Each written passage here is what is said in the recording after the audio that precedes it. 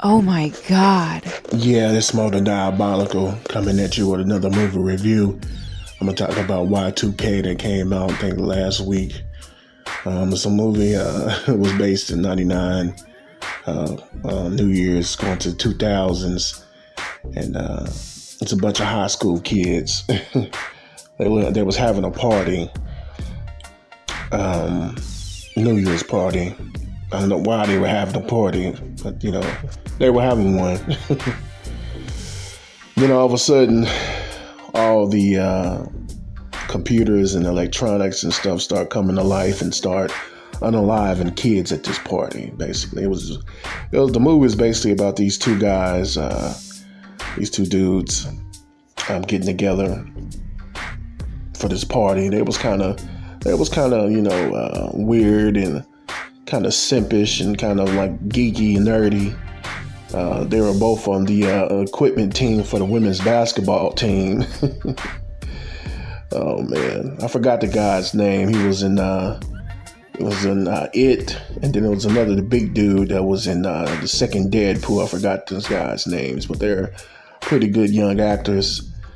I give this movie a 3 out of 5. It was okay. It was funny. Some parts was funny.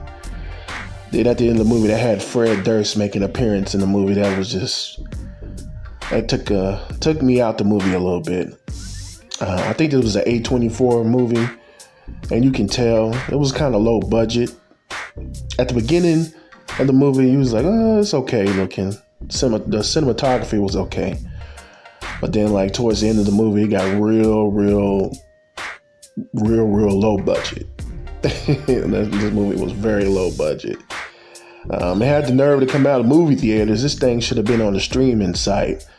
I don't know why it was in the movie theaters. And if anybody went to watch this in the movie theater, you really was wasting your money, because this is a straight to streaming movie. It was very low budget. So, I give it, like I said, I give it a 3 out of 5. It could have been better. The budget could have been a little bit better. It was just, the movie, I think, was almost 2 hours. It was kind of long.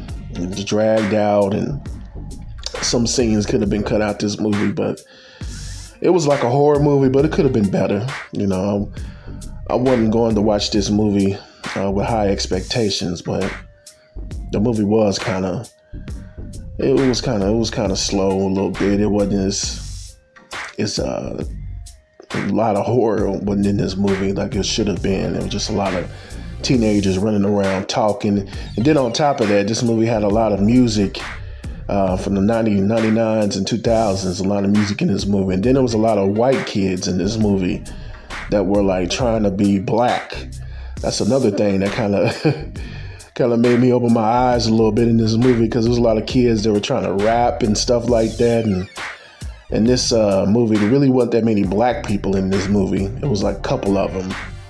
And all the story was basically around these two guys. One of them was white, one of them was like from New Zealand or something like that. And then it was like a mixed black girl. Then the rest of these people were like white and Mexican. And it was like one tall Mexican dude. He was trying to be black and was rapping and stuff like that. There was a green-haired, short white girl in this movie. She was like trying to be all edgy and stuff like that. I think she might have been LGBTQ a little bit. And she was like trying to be like a edgy white girl.